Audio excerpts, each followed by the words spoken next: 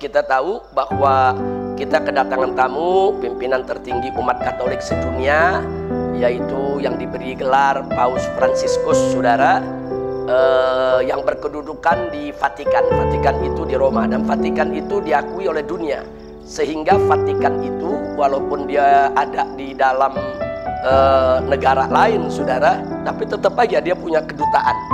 Ada kedutaan khusus, kedutaan Vatikan. Nah, ini sudah berlaku di seluruh dunia, kita hormati. Dan datangnya Paus Fransiskus ke Indonesia adalah sebagai tamu negara. Nah, kalau sudah sebagai tamu negara, wajib saudara untuk kita jaga keamanannya, kenyamanannya.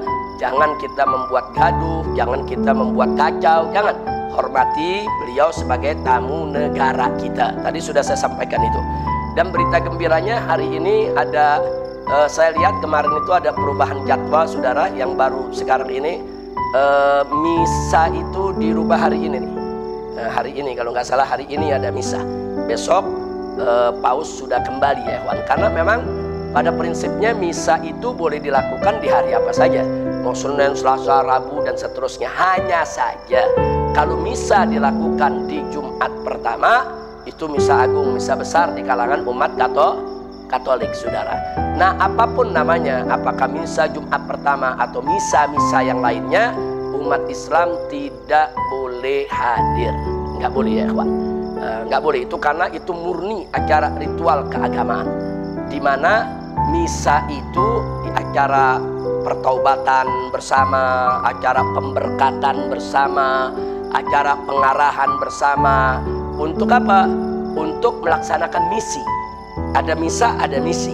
Untuk supaya yang hadir, yang diberkati, yang diarahkan, bubar dari sana diberikan tugas, misi untuk menyebarluaskan agamanya ke seluruh dunia.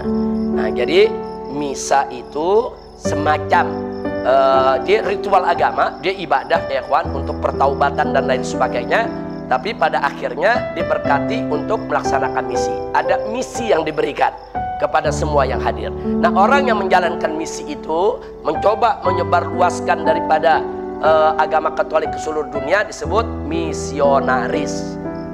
Jadi ini semua ada kaitan, ada misa, ada misi, ada misionaris. Nah, saya tidak ingin bercerita soal misi dan misionarisnya, tapi kita bicara misa sebagai ibadah mahdoh bagi umat Katolik, murni dia merupakan acara ritual ibadah. Orang Islam nggak boleh datang. Haram kalau orang Islam itu datang, saudara. Nggak boleh. Lalu kalau ada yang nanya, lalu kalau nonton di TV, nggak perlu kita nonton ya kawan. Kecuali kalau untuk kepentingan tadi tuh, kepentingan penelitian, pengawasan, jurnalistik, silakan aja dilihat.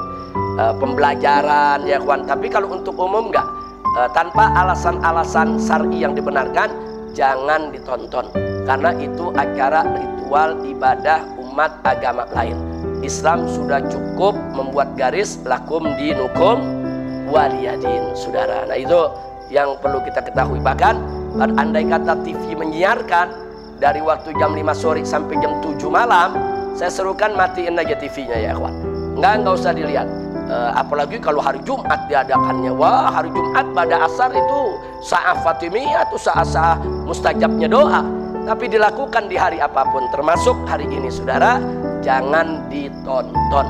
Matikan TV, kita isi dengan zikir, wirid, hizib, sampai sholat maghrib kita baca rotib dan lain sebagainya, sampai sholat isya selesai. Apalagi ini hari awal bulan Rabiul Awal. Kira-kira jelas tidak? Nah, jangan dikatakan kita nggak toleransi. Enggak, kita sangat toleransi, saudara. Toleransi dengan kedatangannya, toleransi dengan penyambutan negara, silakan. Toleransi, silakan. Dia mau pakai stadion utama Senayan atau GBK, silakan.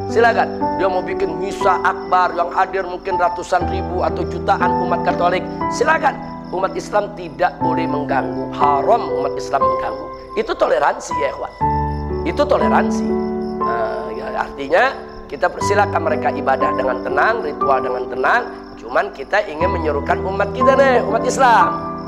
Nah, jangan mengganggu, tapi juga jangan hadir. Jangankan hadir, nonton di TV-nya gak usah ya kawan. Gak usah. Mereka punya agama lakum dinukum waliyadin. Kita punya keyakinan, jangan kita campur aduk agama kita dengan agama lain. Kira-kira jelas tidak? Paham semua? Nah, jadi seruan saya jelas tuh. Yang pertama, saudara hargai, hormati kunjungan kedatangan daripada Paus Fransiskus tersebut. Kemudian kita semua jaga keamanan, kenyamanan umat beragama lain yang ingin melakukan ibadah. Yang kedua, saudara, kita serukan umat Islam jangan ada yang menghadiri acara misa. Misa dimanapun, mau misa di gereja, mau misa di hari Senin, Rabu, Kamis, Jumat, yang namanya misa itu nggak boleh ibadah. Sama juga kita sholat, terus orang kafir mau ikut sholat kita, yang nggak boleh dong ya ikhwan. Pas orang kafir ikut sholat sama kita sebelum dia masuk Islam. Nah, misa itu ibadah, seperti kita sholat berjamaah ya ikhwan. Agama lain nggak boleh ikut. Nah, lagi pula kalau umat Islam ikut ke sana mau ngapain? Jangan-jangan nanti umat Katolik tersinggung, mau ngapain umat Islam datang-datang kemari? Jangan-jangan mau mata-matai kita, jangan-jangan mau menyusup, jangan-jangan merusak acara kita. Jangan bikin fitnah terhadap umat Islam. Jangan kita sendiri yang berbuat akhirnya kita jadi tertuduh. Na'udzubillah min dzalik. Jadi jauhi saja, biarkan mereka itu bersenang-senang. Silakan mereka misa mau hari apa saja, mau di mana saja, itu urusan mereka. Umat Islam jangan ikut. Kira-kira jelas tidak? Nah, jadi kita sudah sangat toleran ya kawan. Nah, apalagi ada berita kemarin Kemenak minta Kemenfo lah untuk himbau televisi jangan ada azan jangan menyiarkan azan maghrib. Kemudian Kemenfo merespon saudara, akhirnya ngirim surat ke media-media TV nasional untuk ditiadakan azan. Ini kebablasan. Ini kebablasan, hal yang nggak perlu saudara. Biar aja misa berjalan, TV nasional mau siarkan silakan. Nah, televisi yang sudah terbiasa puluhan tahun menyiarkan azan maghrib, siarkan aja azannya saudara. Ntar habis azan kan mereka bisa siarkan lagi, no problem. Azan berapa menit sih? Ada azan 1 jam? Ada azan 2 jam? Nggak ada. 10 menit? Kayaknya 10 menit juga kelamaan ya kawan. Azan sebentar. Kecuali kalau azan itu selama ini nggak pernah disiarkan di televisi. Ini kan udah tiap hari, udah puluhan tahun. Artinya apa? Sudah jadi kearifan lokal. Nah, kalau sudah terjadi kearifan lokal, wajib untuk kita hargai. Nah, itu yang saya maksud tadi. Jangan sampai kita ini umat Islam disuruh toleransi kepada umat lain, tapi umat lain nggak diajarkan toleransi kepada umat Islam. Ini berbahaya.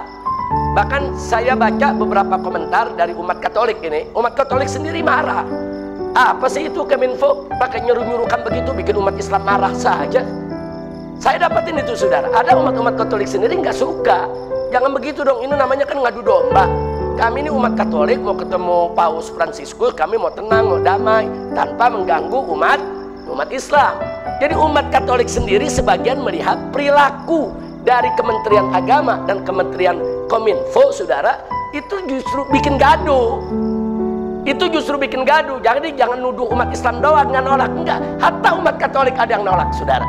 Nah, kenapa umat Katolik nolak? Karena dia paham, dia cerdas, dia tahu yang begini nih yang bisa merusak keharmonisan kehidupan beragama.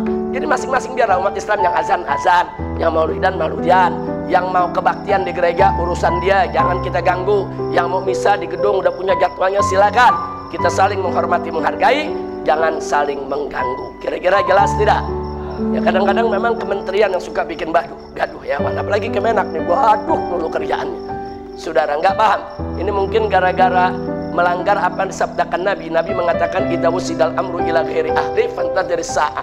Kalau menyerahkan urusan tugas kepada orang yang bukan ahlinya, ya tunggu aja kehancuran. Nah, jadi kalau ngangkat menteri yang bagus, menteri agama mesti ngerti agama. Menteri agama mesti yang bagus agamanya. Menteri agama yang mesti perhatian kepada persoalan agama. Bukan menteri agama bikin gaduh di tengah-tengah umat beragama. Na'udzubillah min dzalik. Mudah-mudahan besok di pemerintahan yang baru kita dapat menteri agama yang bagus, yang alim, yang soleh, yang amanat, yang jujur. Jangan menteri agama yang jualan kuota haji lah, saudara, yang bikin gaduh aja. Na'udzubillah min dzalik.